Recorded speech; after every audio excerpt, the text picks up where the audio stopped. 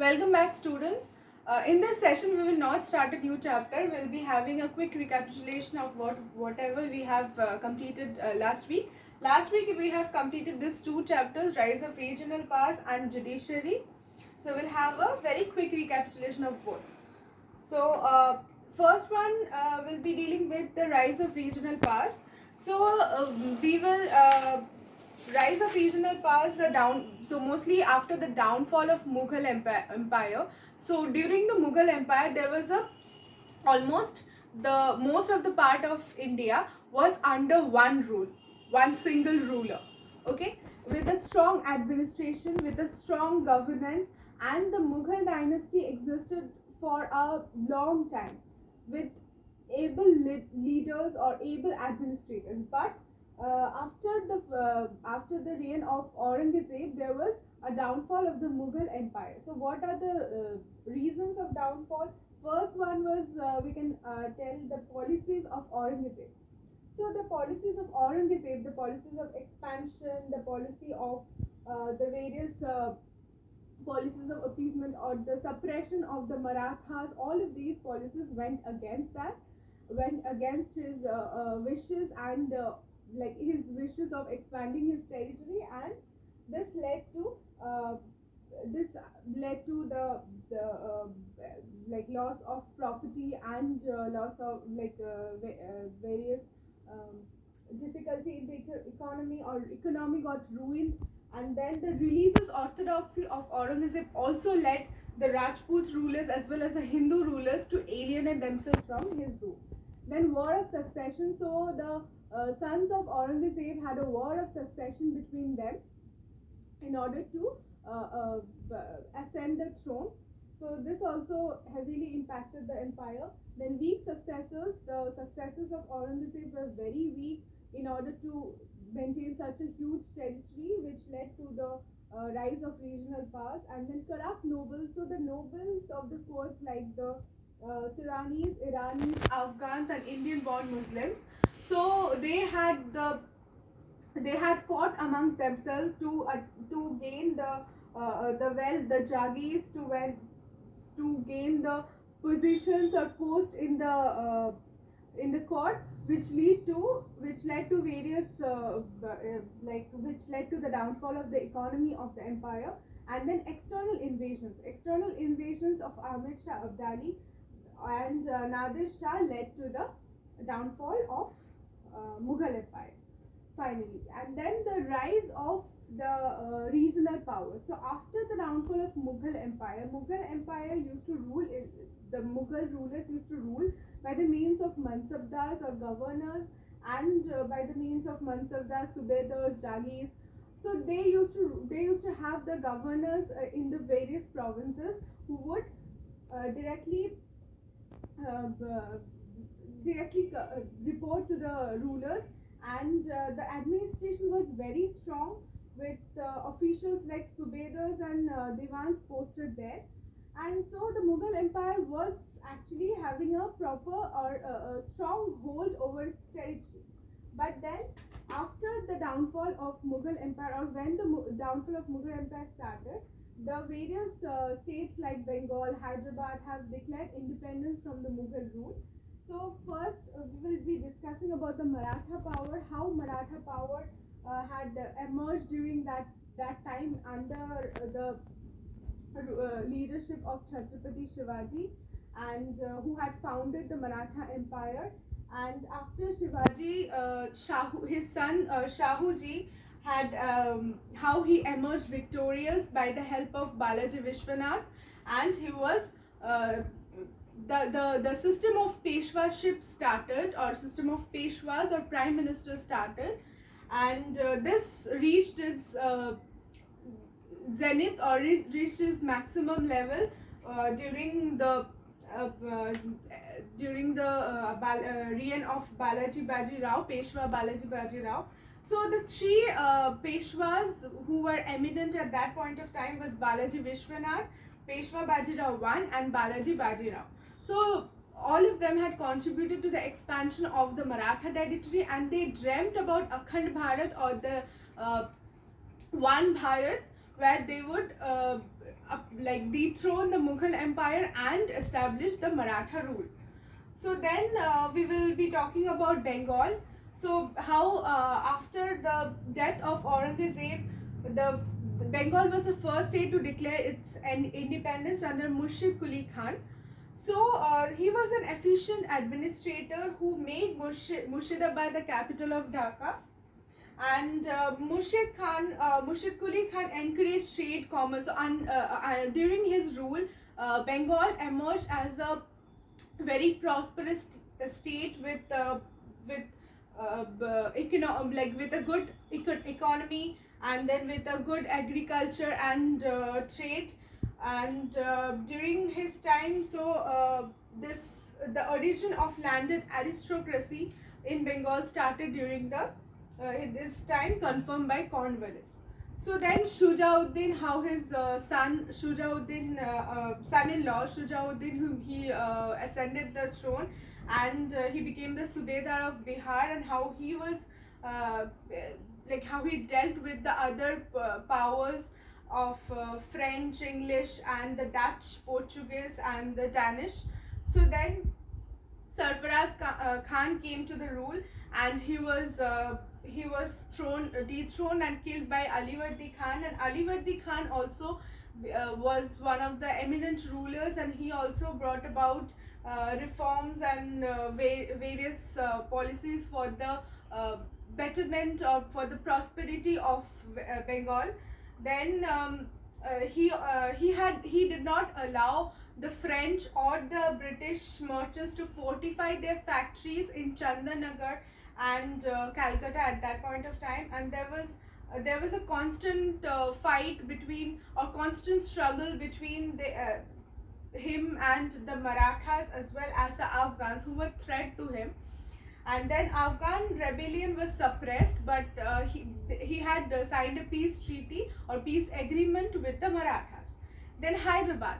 So Nizam ul Mulk was the founder of Hyderabad, and he was placed as the governor of the 6 subas in the Deccan by the Mughal ruler. But then due to internal politics, he was then transferred to Moradabad. But the emperor declared him the wazir, but he was dissatisfied with the intriguing policies, intriguing politics which was happening in Delhi. So then he left his title and everything.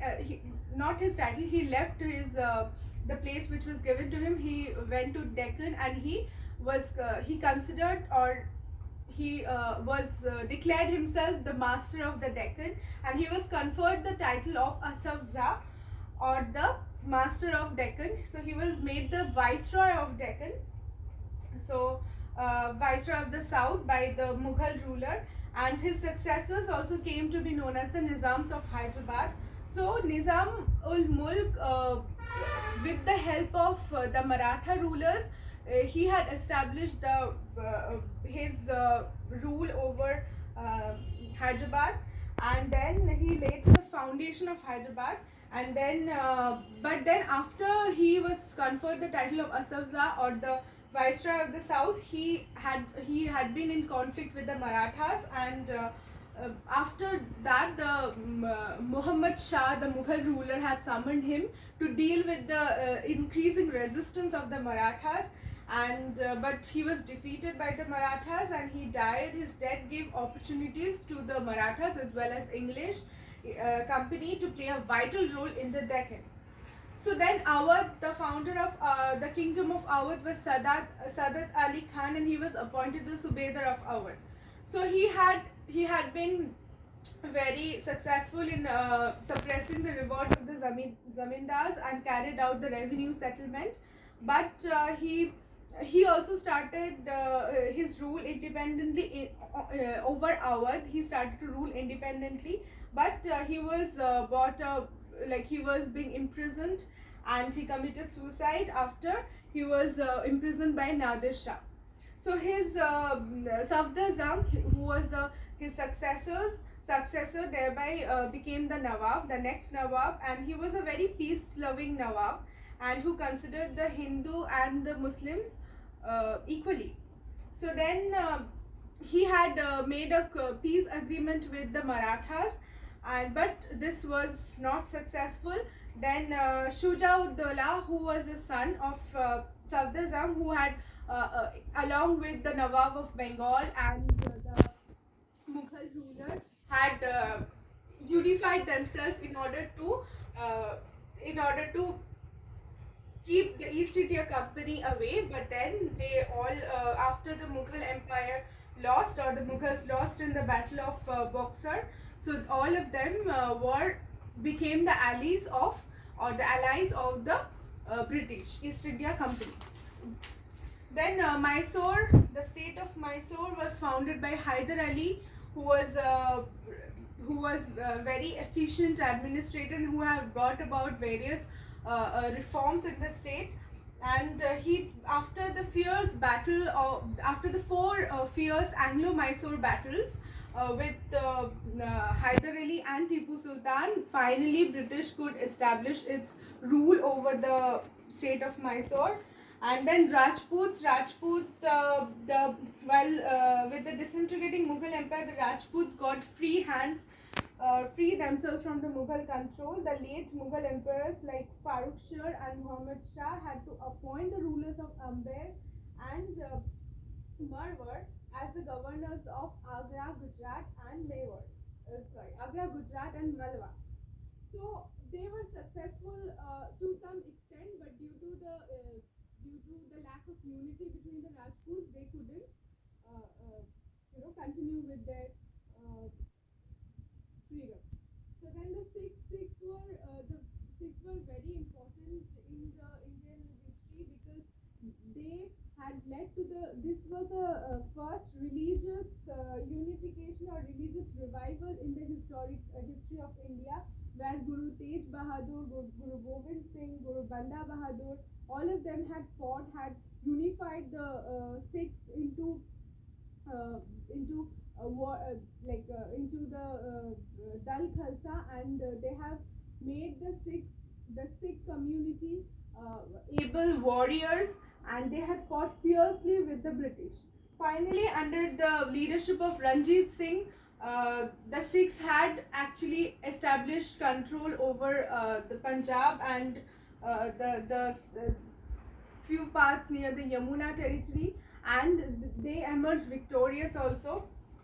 Finally, he signed the Treaty of Amritsar with the British and made Satluj River as the boundary between British and the Sikhs. So they had established a very strong empire, as well as they had been very strong contenders to the British. And finally, British had conquered Punjab in 1849 CE. So British India, so ultimately it took a long time for the British to contain the rise of regional powers and establish a control over the whole of India. With all this Maratha war, Anglo-Mysore wars, and wars with the Sikhs. So this is how the rise of regional powers had happened. Now, the judiciary. So the judiciary we all know that this is the third organ of the government which focuses on the justice, or establishing justice, saying or checking the fact that the constitution is not being violated, and ensuring the protecting the fundamental rights of the people. So this is what is the function of the Supreme Court and the High Court and the subordinate courts.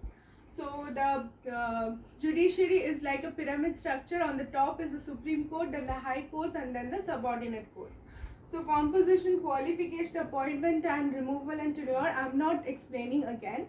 Then about the original jurisdiction, the various forms of jurisdiction. Original jurisdiction by direct transfer of the case, which happens between the center and the one or more state governments, or between two or more state governments, and by the violation of the Constitution of India, the Supreme Court can hear the cases directly.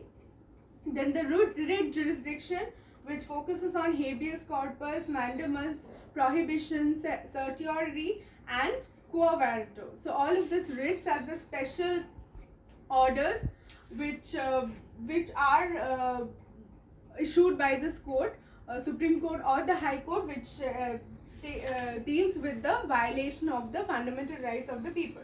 Then appellate jurisdiction, if any case goes, Supreme Court can hear the cases which from the High Courts, if the High Court give decisions, or if the High Court pass the case to the Supreme Court, they can take the case and they can hear the proceedings of the case. So this is the appellate jurisdiction. Then the revisory jurisdiction, Article 137 of the Constitution states that the Supreme Court can revise its own judgment, like the previous judgment. It can revise its previous judgment according to the various laws and